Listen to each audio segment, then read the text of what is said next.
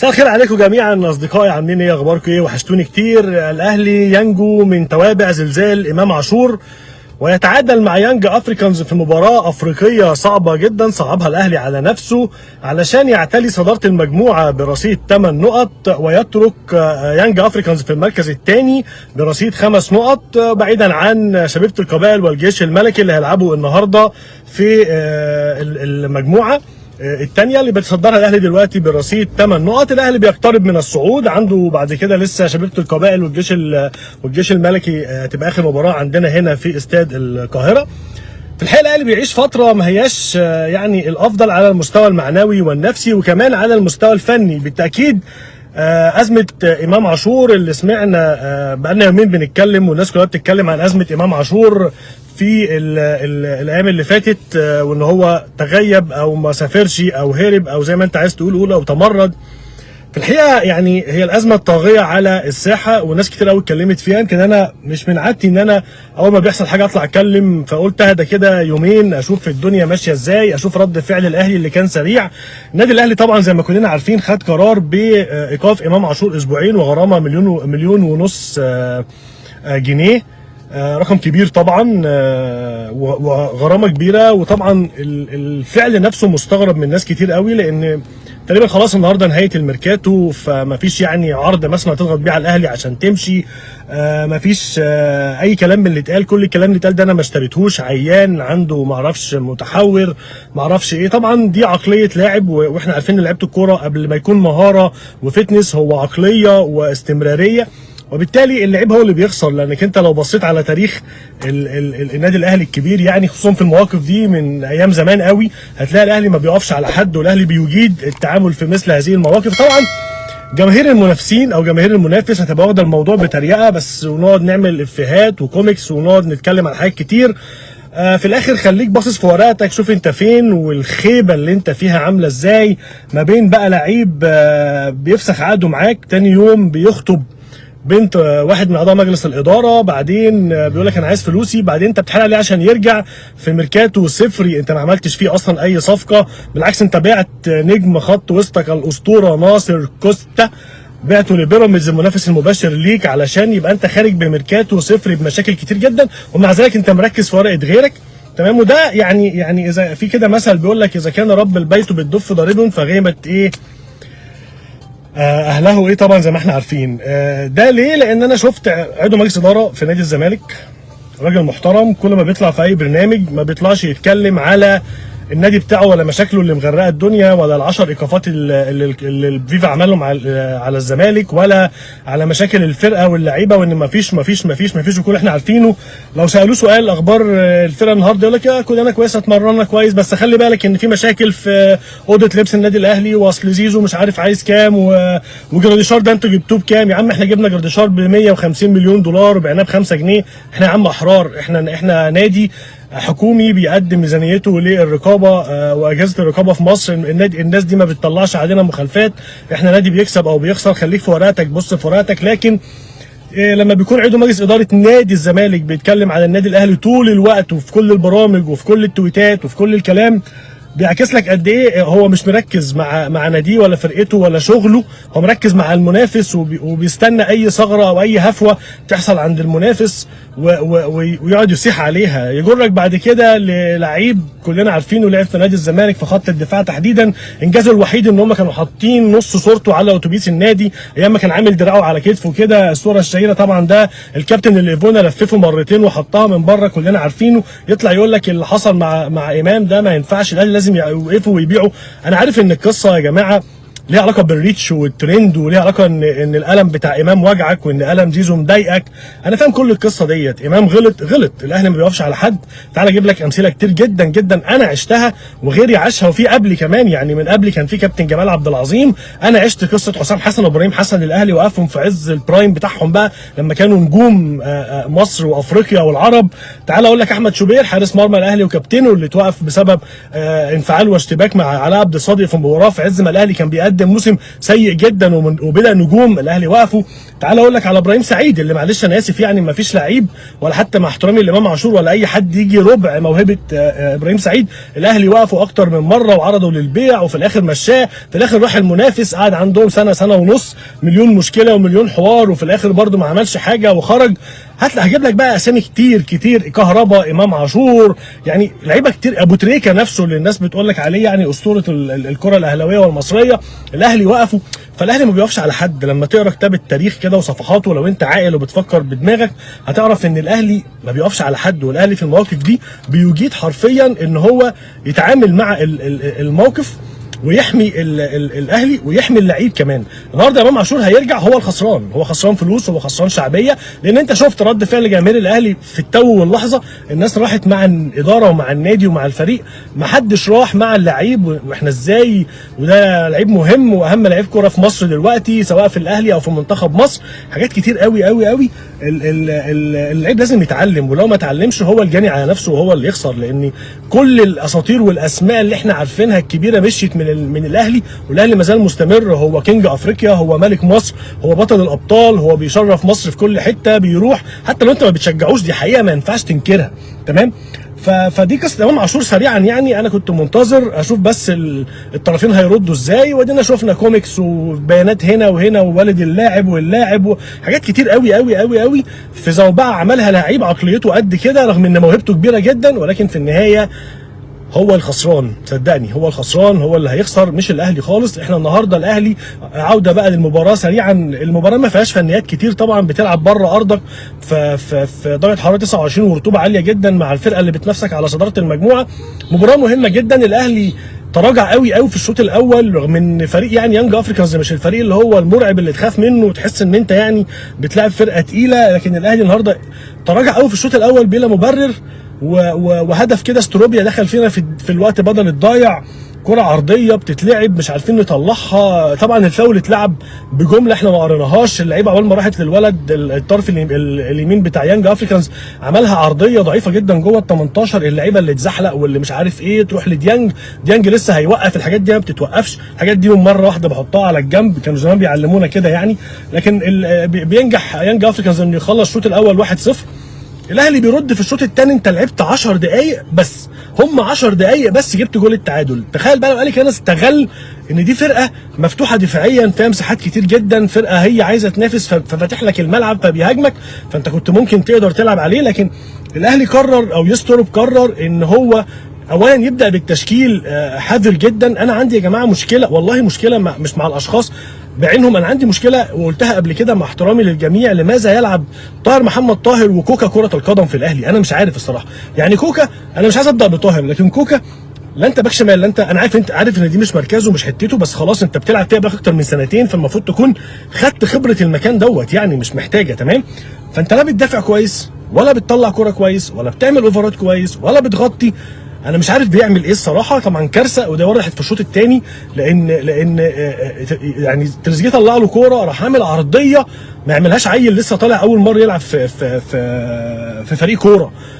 دفاع مفيش، اشتراك في وسط الملعب مفيش، تغطيه مفيش، فما عندوش اي حاجه. حتى مش اللعيب المحوري يعني محمد هاني لما اتعمل عليه الجبهه اللي باينه من اول المباراه ان هم بيلعبوا على هاني وان طاهر ما بيرجعش ومش قادرين يوقفوا الحته دي، كان المفروض يستر بيتدخل ساعتها. لكن يستر بينتظر كتير قوي، يمكن للدقيقه حاجه و60 عشان ينزل احمد عيد فيرحل هاني جوه يبقى الثالث ويزق بقى بعد كده بن شرقي عليه فيبقى قفل الجبهه دي شويه. كانت متاخره جدا لانها كانت مشكله خطوره كبيره جدا لفرقه يانج افريكانز على النادي الاهلي. الناحيه الثانيه كوكا ما كانش في لعب عليه كتير، بس هو مش اللعيب اللي انت تقدر تعمل معاه الحته دي، يعني ما تقدرش تدخله في وسط الاثنين المدافعين وتعتمد عليه مثلا في ان هو يغطي. ما عندوش الكلام ده. انا عارف ان جماهير الاهلي وكلنا مستنيين يوسف بالعمري، لكن واضح ان يوسف بالعمري مش جاهز، لان يسترب مش المدرب اللي هيبقى عنده لعيب جاهز ويقعده بره. ودي كده اتكلمنا احنا المره اللي فاتت في مين؟ في مروان اوتاكا. تمام. بدا النهارده هو بزيزو مكان امام عاشور. طبعا انا مش عايز اقول لك ان امام عاشور الاهلي لم يتاثر بغيابه، يبقى انا راجل بكذب عليك، ده مش صح. امام عاشور لعيب كبير جدا ولعيب مهم وفايق وفي البرايم بتاعه. الاهلي تاثر كثيرا بغياب امام عاشور، خصوصا في وجود ثنائيه ديانج ومروان اللي احنا عارفينها. فما كانش في حد بياخد الكره ويروح. زيزو بطيء جدا في الحته دي، ودي مش حتته اصلا، مش بتاعته. وان كان الراجل ادى النهارده اللي عليه في ظل التحامات قويه جدا من لعيبه يانج افريكانز، لكن انا كنت اتمنى اشوف بن رمضان، اشوف حلول تانية. وهو واضح برضو ان بن رمضان مش جاهز. بن رمضان انا شايف انه محتاج يدخل تدريجي في مباريات اللي هي بقى الاهلي مسيطر فيها وعنده كوره احسن ما بتلعب تحت الضغط، لان بن رمضان لعيب كبير وعنده يعني امكانيات احسن من كده بكتير. فغياب امام اكيد اثر عليك، مفيش حاجه اسمها ما اثرش. وطبعا هنا ده انا بقول عقليه اللاعب، انت مش بس اللي بتخسر، انت الفرقه اللي بتلعب معاها واللي رجعتك تاني للكوره واللي عملت لك احسن عقد في مصر واللي خلتك نجم النجوم. انت بتخسر الفرقه قبل ما بتخسر نفسك. بس في الاخر اديك شايف انت مش موجود، الاهلي بيعدي المشوار الصعب، بينجو من مباراه صعبه ومباراه معقده جدا. هيروح لشبيبه القبائل وهو واقف على رجليه احسن بكتير، خصوصا النهارده لو شبيبه القبائل والجيش الملكي تعادلوا، فيبقى خلاص كده تقريبا الاهلي مش محتاج حاجه من الماتشين دول. يعني هيبقى ايه، شكرا، ناخد نقطه واحده واصعد كاول المجموعه ان شاء الله. فتشكيله الاهلي انا كنت شايفها فيها عوار شويه في حته وسط الملعب. الفرقه ما هيش الفرقه المرعبه اللي تخليك واقف تحت الكوره كتير قوي. حتى في الشوط الثاني لعيبه الاهلي اللي اشتركت في الشوط الثاني، سواء يعني انت عندك ياسر ابراهيم اتصاب ودي تغيير اضطراري، نزل احمد رمضان بيكهام ما لحقش يعني يختبر قوي. ياسين مرعي كان عمل مباراه كويسه. مصطفى شوبير في وسط اللي جاله تعامل كويس جدا، لا يسال عن الهدف اللي دخل في مرماه بصراحه. عندك هاني عمل مباراه يعني في اطار كويس، كان بيلعب لوحده تقريبا على 2. الناحيه الثانيه كوكا مش هتكلم عليه. طاهر محمد طاهر انا ما اعرفش، لا انا بستفيد منه دفاعيا في المباراه النهارده، والكره اللي جات له شاطها وحش جدا. جات لنا كره واحده في الشوط الاولاني لزيزو، وزيزو كان المفروض يروح يحطها بالشبه الخارجي يفرتك الجون، بس زيزو حب اللي هو يحطها لتريزيجيه، ما اعرفش عشان يبقى هداف افريقيا. ده مش وقته، ده اعملها في مباراه انا جايب فيها جون واثنين، لكن انا بلعب بره ارضي في فرقه ضغط عليا وبلعب على اللعبه دي اصلا.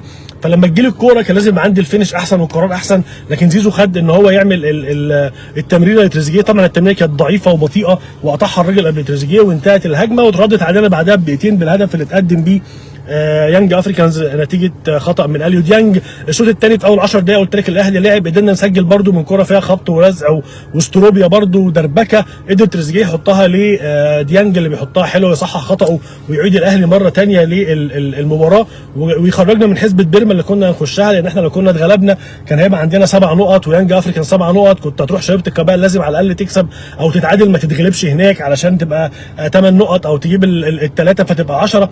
كان هيحطك في ليله كبيره قوي، لكن هدف ديانج اللي صحح بيه خطأه في الجون اللي جه في الاهلي حط الاهلي تاني على مقدمه المجموعه واداله فرصه كبيره جدا. زي ما احنا قلنا الاهلي بعد كده تغييرات بن رمضان، تغيير منطقي جدا، خروج مروان عطيه اللي كان بدنيا واقع جدا، طبعا مروان مستهلك جدا جدا. بن شرقي لم يضيف شيئا، بن شرقي لسه ما جاش. زيزو برده يعني لما خرج لحد ما خرج ما كانش فيه غير الكوره اللي ضيعها. تريزيجيه يمكن هو اللعيب الوحيد اللي كان عنده الحته اللي هو انشط لعيب في الاهلي زي ما كلنا سمعنا.